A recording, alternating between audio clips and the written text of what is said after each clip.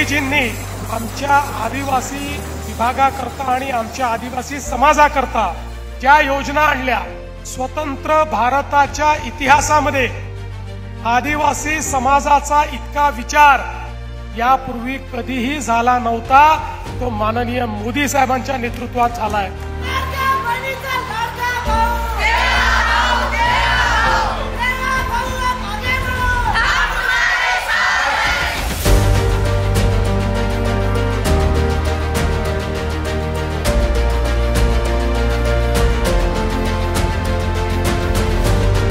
आज या निमित्ताने यवतमाळ जिल्ह्यातल्या सगळ्या शेतकऱ्यांना आश्वस्त करतो, ज्यांचं नुकसान झालंय त्या प्रत्येक शेतकऱ्याला राज्य सरकार पूर्ण मदत करेल।